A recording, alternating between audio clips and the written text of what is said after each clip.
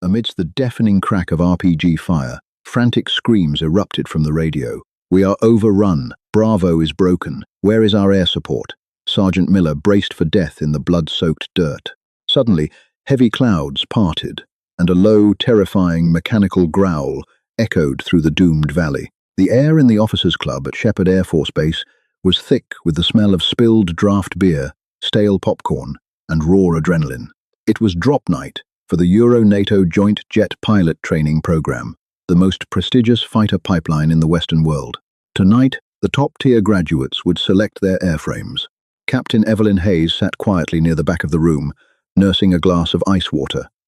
She was an anomaly in a room full of swaggering, broad-shouldered men. Standing at just 5'4", with a calm, almost serene demeanor, she didn't look like the kind of person who had just shattered every tactical maneuver record in the T-38 Talon trainer jets. But the flight instructors knew the truth. Evelyn had cold water in her veins. Her spatial awareness was unparalleled. Her G-tolerance was freakish, and she possessed an analytical mind that processed three-dimensional combat geometry faster than most on-board computers. Everyone knew she had her pick of the litter. The whispered bets around the bar were split between the F-22 Raptor and the F-35 Lightning II, the sleek, supersonic, stealthy crown jewels of the United States Air Force. Major Wyatt Donovan, a seasoned instructor with a chest full of ribbons and a voice like grinding gravel, stood at the podium. "Captain Hayes," Donovan barked over the chatter, grinning. "Top of the class. The skies are yours. What's it going to be? You taking a Raptor to the stratosphere?" Evelyn stood up, her uniform crisp. She looked at the board, then at Major Donovan. "I'm requesting the A-10 Thunderbolt II, sir." The room went dead silent. For 3 agonizing seconds, nobody moved. Then, a pilot in the back snorted. Someone else chuckled. Within seconds, the room erupted into full-blown laughter. "The Warthog," a fellow graduate, Lieutenant Peterson, yelled over the noise. "Hayes, are you out of your mind? That thing is a flying tractor." Major Donovan held up a hand, silencing the room, though a smirk played on his lips. "Captain, I want to make sure I heard you correctly. You have the scores for 5th-generation stealth fighters, and you want the Hog? It's subsonic. It's ugly. It's older than you are. It's essentially a titanium bathtub strapped to a 30mm cannon. You're a precision instrument, Hayes. The A-10 is a sledgehammer." "I know exactly what it is, Major," Evelyn replied, her voice steady and carrying easily over the lingering chuckles. "I want to fly close air support. I want to be down in the mud with the guys on the ground." Donovan stared at her, trying to find the joke in her eyes. There wasn't one. "All right, Hayes," he muttered, shaking his head as he chalked her name on the board next to the A-10 slot. "But don't come crying to me when you're flying low and slow, getting shot at by every guy with an AK-47, while the rest of your class is dropping precision munitions from 30,000 feet. The mockery didn't stop at drop night. It followed her to Davis-Monthan Air Force Base in Arizona, the home of A-10 training. Her peers couldn't fathom why a pilot with her pedigree would choose the dirtiest, most dangerous job in the Air Force. While F-16 and F-35 pilots practiced beyond visual range air-to-air combat, Evelyn was skimming the desert floor at 300 knots, learning how to dodge simulated shoulder-fired missiles and surface-to-air radar locks. The A-10 was a beast. It lacked the fly-by-wire computer assistance of modern jets. Flying it required brute physical strength and immense stamina. The control stick was heavy, the cockpit was loud, and firing the legendary GAU-8, a Avenger Gatling gun, vibrated the aircraft so violently it felt like the plane was ripping itself apart. But Evelyn mastered it. She learned to use the terrain to mask her approach, popping over ridgelines just long enough to unleash a torrent of depleted uranium shells before vanishing back into the canyons. Despite her skill, the fighter squadron culture was relentless.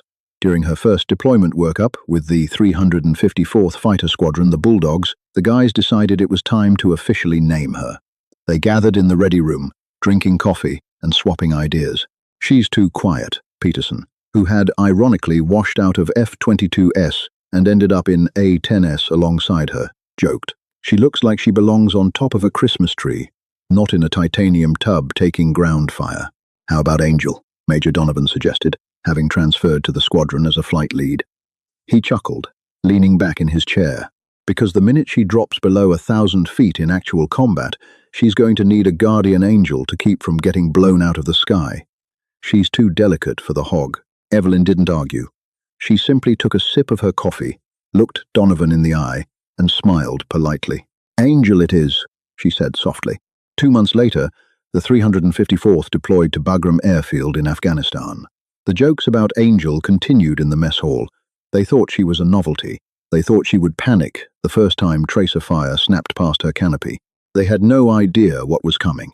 Deep in the treacherous terrain of the Hindu Kush Mountains, near the volatile Pakistani border, an army convoy was fighting for its life. Bravo Company, 2nd Platoon, had been tasked with a routine route clearance mission through a narrow, steep-walled gorge known as the Viper's Throat. It was supposed to be a standard presence patrol. It was a trap. Sergeant First Class Cameron Miller, a Joint Terminal Attack Controller, JTAC, attached to the platoon, knew they were dead the second the first RPG slammed into the lead MRAP vehicle. The explosion flipped the massive armored truck like a child's toy, instantly blocking the only exit out of the gorge. Seconds later, a second RPG disabled the rear vehicle. They were boxed in. "Contact! Contact! Left and right! Elevated!" Lieutenant Bradley screamed into the radio before a hail of machine gun fire forced him to duck behind the shattered engine block of a Humvee. The ambush was perfectly executed. The enemy had fortified positions dug into the steep cliffs on both sides of the valley, raining down heavy DSK machine gun fire and rocket-propelled grenades. The canyon walls echoed with a deafening, chaotic roar, amplifying the terror. Dirt and rock sprayed across Miller's face as he dragged a wounded private behind the tires of a burning truck. "Return fire! Suppress those ridges!" Miller barked, though he knew their M4 rifles were practically useless against the elevated, entrenched bunkers. He unclipped his radio, his hands slick with sweat and dust. He needed air support, and he needed it 5 minutes ago. Any station, this is Havoc Actual," Miller yelled into the comms, trying to keep the panic out of his voice. "We are tick in the Viper's throat. Ambush. We are pinned down by heavy machine gun fire, elevated positions, requesting immediate CAS, danger close." High above the cloud layer, an F-15E Strike Eagle responded. "Havoc Actual. This is Viper 1-4, pushing to your grid. I show weather is solid overcast, down to 2,000 feet AGL. The canyon is too narrow. I cannot get a lock, and I can't drop through the soup without a visual. The risk of hitting your position is too high." Miller cursed violently, punching the dirt. "Viper, we are being chewed to pieces. We will be overrun in 10 minutes. I'm sorry, Havoc. The ceiling is too low. We can't dive into a blind canyon at Mach 1. Attempting to route drones. Stand by." "Stand by," Lieutenant Bradley yelled, blood pouring from a shrapnel wound on his shoulder. "We don't have standby time, Miller. Do something." Another RPG impacted, sending a shower of lethal shrapnel tearing through the air. The American return fire was dying down.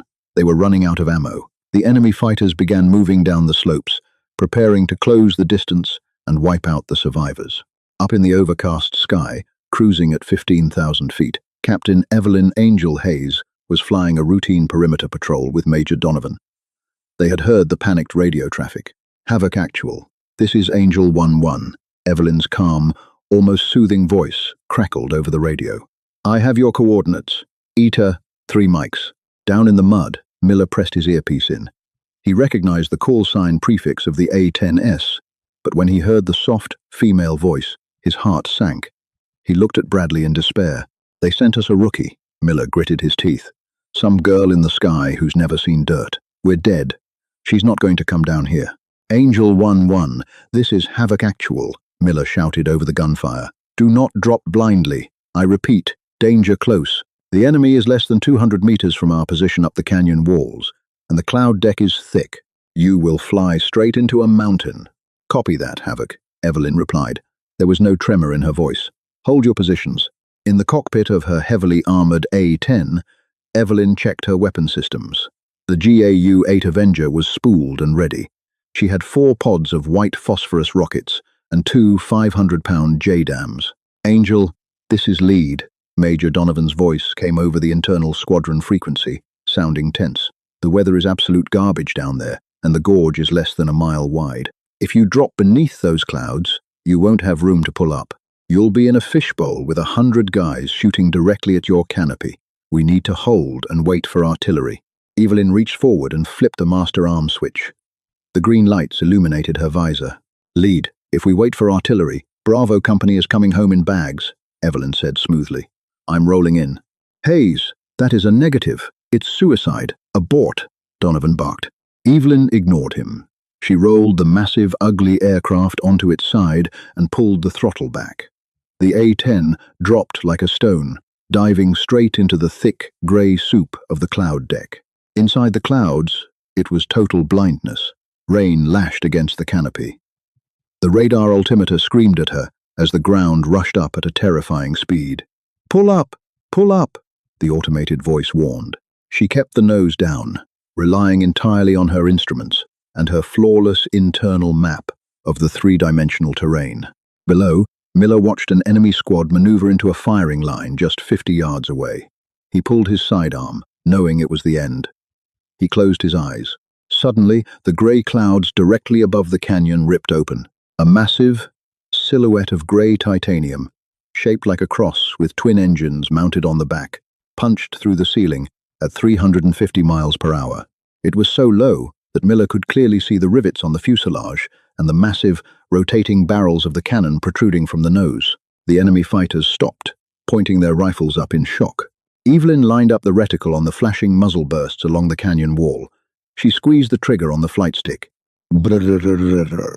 The sound did not register first as a noise, but as a physical, bone-rattling vibration that seemed to tear the very oxygen out of the narrow gorge. It was the signature, demonic belch of the GAU-8 Avenger, a 30mm, 7-barrel rotary cannon capable of firing nearly 4,000 rounds per minute. Down in the mud, Sergeant Cameron Miller threw his hands over his helmet as the canyon erupted.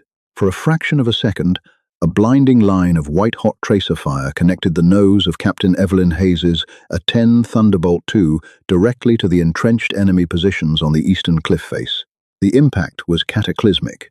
The depleted uranium shells, each the size of a milk bottle, did not merely hit the rocks, they vaporized them. The enemy bunker, which just seconds before had been pouring relentless DSK heavy machine gun fire down onto Bravo Company, ceased to exist. It was replaced by a towering, churning cloud of pulverized granite, splintered timber, and grey smoke. The concussive shockwave of the exploding shells rolled over the pinned-down American convoy, kicking up a blinding dust storm.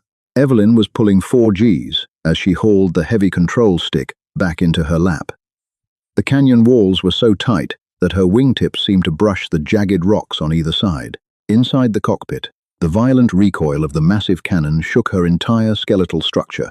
Her teeth rattled, and her vision momentarily blurred, but her hands were entirely steady. She banked violently to the left, standing the massive aircraft on its side to avoid slamming into a granite spire that loomed abruptly out of the dense fog.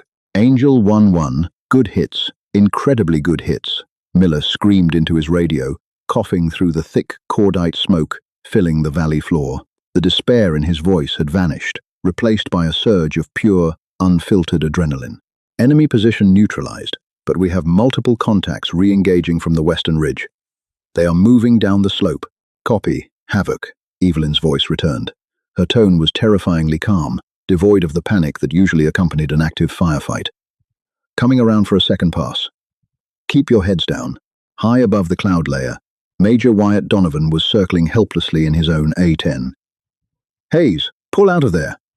He barked over the squadron frequency. His previous mockery had evaporated, replaced by genuine, frantic concern. You've lost your element of surprise. Every gun in that valley is going to track you on the next pass. The weather is too thick. You cannot maneuver safely. Get out of that gorge. Negative. Lead, Evelyn replied, her eyes scanning her digital displays while her hands danced across the weapons panel. Bravo Company is trapped. If I leave, they die. Switching to white phosphorus rockets, she threw the throttle forward. Executing a perilous tight radius Immelmann, turn right at the absolute ceiling of the cloud deck, defying the aerodynamic limitations of the heavy strike aircraft. As she inverted and pulled the nose back down into the grey soup, the radar altimeter began its frantic screaming once more. Altitude, altitude, pull up, She ignored the mechanical warning, bursting through the clouds at a steep angle. This time, the enemy was waiting for her. As the dark, menacing silhouette of the warthog materialized from the fog, the western ridge lit up with a chaotic storm of muzzle flashes. Hundreds of rounds of small arms fire, combined with the heavy, rhythmic thumping of anti-aircraft artillery, created a deadly web of lead in the sky. Evelyn didn't flinch. She kept her eyes locked on the target reticle, tracking the enemy fighters maneuvering aggressively down the steep incline toward the wounded soldiers of Bravo Company. Fox 3, she murmured into her mask, depressing the weapon release button. Two pods of white phosphorus rockets detached from her underwing pylons, leaving twin trails of brilliant white smoke as they streaked toward the cliff face. They impacted with a series of deafening cracks, unleashing a spectacular, terrifying cascade of burning chemical fire that rained down onto the advancing enemy fighters. The ambush line shattered instantly in the blinding inferno, but her brazen attack came at a massive cost. As Evelyn pulled up to clear the ridgeline, a concentrated burst of 23mm anti-aircraft fire ripped into the belly of her aircraft. The sounds of the impacts were horrifying, loud, metallic clangs that reverberated through the cockpit like a sledgehammer striking a steel bell. The A-10 shuddered violently, thrown entirely off its flight path. The master caution alarm instantly illuminated the cockpit in a blinding, pulsing red light. "Warning! Warning! Left engine fire!" the onboard computer announced in its cold, synthetic voice. Evelyn's eyes darted across her instrument panels. Her left engine RPM was dropping precipitously, and the temperature gauges were maxed out. A trail of thick, black smoke was pouring from the damaged turbofan behind her. "Angel 1-1, you are hit. I see smoke coming through the deck," Miller yelled over the radio from the ground, watching the crippled jet struggle to climb out of the canyon. "Get out of here, Angel." Before Evelyn could acknowledge the transmission, a terrifying new sound pierced her headset. It was a high-pitched, steady, and unbroken tone. A surface-to-air missile had locked onto her heat signature. "Missile launch, missile launch," the warning system shrieked. Through the canopy, Evelyn saw the telltale white smoke trail of a shoulder-fired manpads streaking up from the canyon floor, curving directly toward her flaming left engine. She was flying at 200 knots, far too slow to outrun it, and the narrow canyon walls prevented any evasive maneuvers. Operating purely on muscle memory and instinct, Evelyn slapped the fire extinguisher button for the left engine, cutting the fuel line and starving the flames. Simultaneously, she slammed her thumb onto the countermeasures switch, deploying a massive cloud of magnesium flares from the tail of her aircraft to distract the missile's infrared seeker. She violently threw the control stick hard to the right, desperately trying to put the canyon wall between herself and the incoming projectile. The missile took the bait of the flares, but it detonated far too close. The explosion rocked the A-10 with catastrophic force. Shrapnel tore through the right wing and completely shredded the tail section. Inside the cockpit, the instrument panels exploded in a shower of sparks and shattered glass. The control stick suddenly went completely limp in Evelyn's hands, dropping forward with no resistance whatsoever. The nose of the aircraft immediately pitched down, diving directly toward the unforgiving granite below. "Mayday, mayday, mayday. This is Angel 1-1. I have lost all hydraulics. I have zero pitch and roll control. I am going down," Evelyn transmitted, her voice finally betraying a hint of heavy, labored breathing. Up above the clouds, Major Donovan's voice was frantic. "Hayes, pull the handles. Eject. Eject right now. That's an order. Get out of the jet." Down in the mud, Sergeant Miller watched the flaming, crippled aircraft falling from the sky.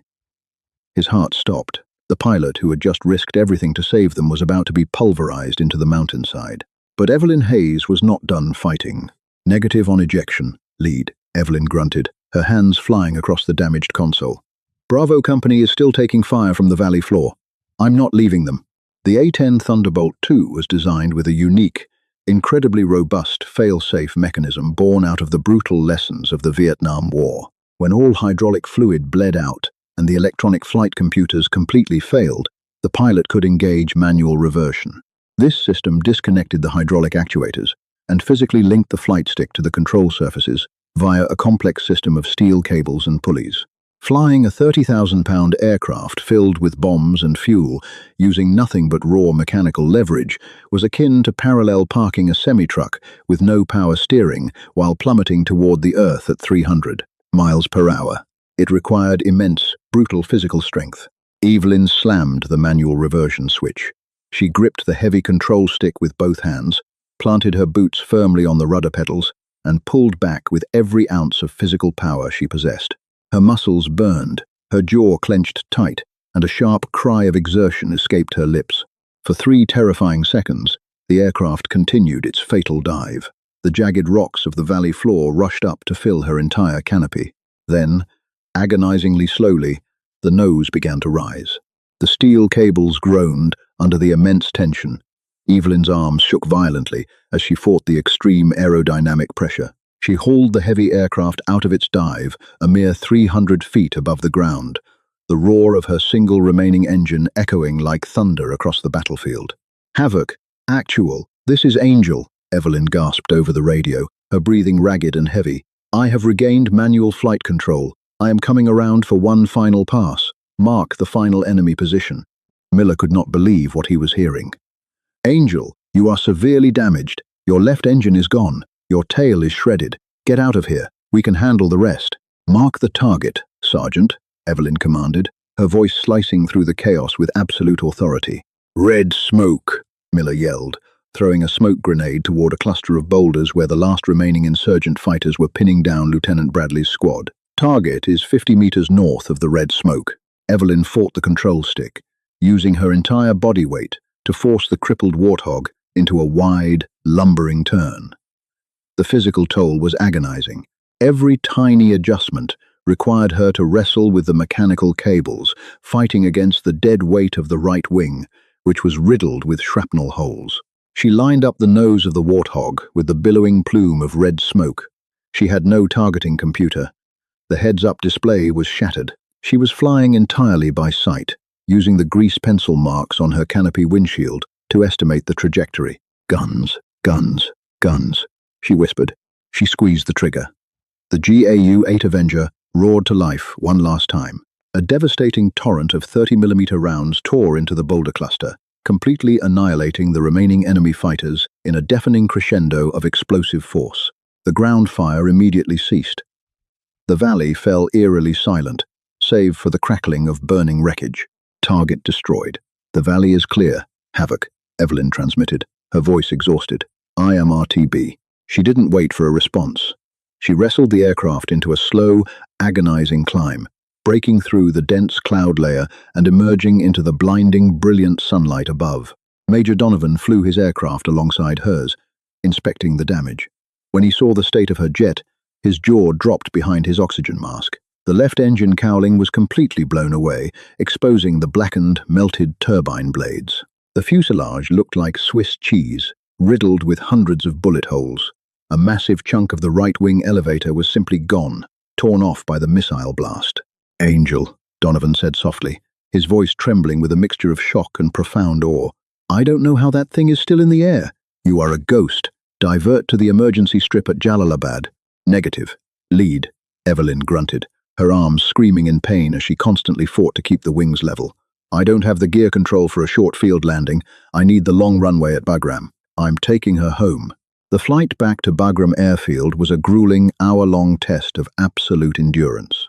Evelyn fought the controls every single second, her flight suit completely soaked in sweat. By the time the massive runway of Bagram appeared on the horizon, her arms were entirely numb.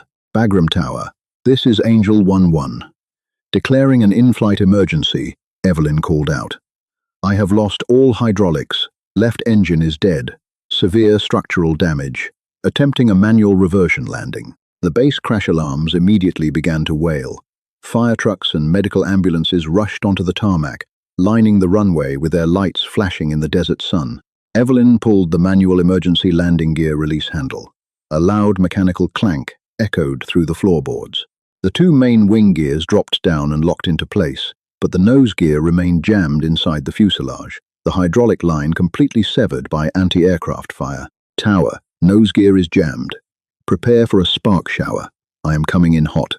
She couldn't use the wing flaps to slow down. She approached the runway at a terrifying 200 knots. She fought the stick with everything she had, flaring the aircraft just feet above the concrete. The two main gears touched down with a violent screech of burning rubber. Evelyn held the nose of the heavy aircraft up as long as humanly possible, fighting the decreasing airspeed. As the jet finally lost momentum, the nose slammed down onto the runway. A spectacular, terrifying shower of orange sparks erupted as the Warthog's iconic nose cannon scraped directly against the concrete.